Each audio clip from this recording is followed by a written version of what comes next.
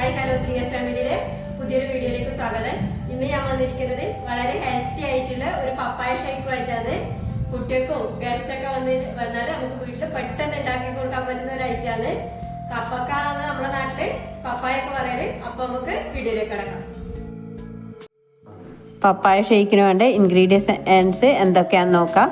പപ്പായ ചെറിയ കഷ്ണങ്ങളായിട്ട് അരിഞ്ഞു വെച്ചത്, പാല്, ബദാം, അണ്ടിപ്പരിപ്പ്, ഈത്തപ്പഴം. ഒരു മിക്സിയുടെ ജാറിലേക്ക് നമുക്ക് കപ്പക്കയുടെ കഷ്ണങ്ങൾ ഇട്ട് കൊടുക്കാം. നല്ല പഴുത്ത കപ്പക്കയാണ്, അത് നമുക്ക് മിക്സിയുടെ ജാറിലേക്ക് ഇട്ട് കൊടുക്കുകയാണ്. അതിന് ശേഷം നമ്മൾ തിളപ്പിച്ചിട്ട് ചൂടാറിയ പാലാണ്, അത് ഫ്രീസറിലേക്ക് എടുത്തു വെച്ചത് നമുക്ക് അതിലേക്ക് ഒഴിച്ചു കൊടുക്കാം.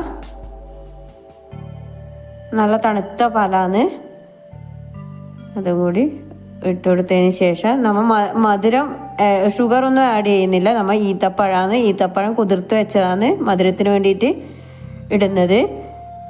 നമുക്കതിലേക്ക് അണ്ടിപ്പരിപ്പും കൂടി ഇട്ട് കൊടുക്കാം. പിന്നെ ബദാമാണ് ഇട്ട് കൊടുക്കുന്നത്. ബദാം കുതിർത്ത് വെക്കുന്നൊന്നുമില്ല, അതിലേക്ക് ആഡ് ചെയ്യുന്നത്. ഷെയ്ക്കിൽ ചെറുതായിട്ട് അണ്ടിപ്പരിപ്പും ബദാമെല്ലാം കടിക്കുമ്പോൾ വേറെ തന്നെ ഒരു ടേസ്റ്റ് ഉണ്ടാവുമല്ലോ, അതിന് വേണ്ടിയിട്ടാണ്. നമുക്ക് നന്നായിട്ടൊന്ന് അടിച്ചെടുക്കാം. നമുക്ക് അടിച്ചെടുക്കുകയാണ്. ഇത് നമുക്ക് ഒരു ഗ്ലാസ്സിലേക്ക് ഒഴിച്ചു കൊടുക്കാം.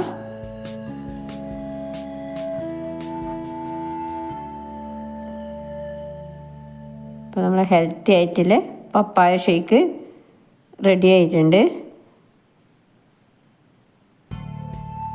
ഷുഗറോ ഐസ്ക്രീമോ അങ്ങനെയൊന്നും ഉപയോഗിക്കുന്നില്ല. നല്ല ഹെൽത്തി ആയിട്ടുള്ള ഒരു ഐറ്റം തന്നെയാണ്.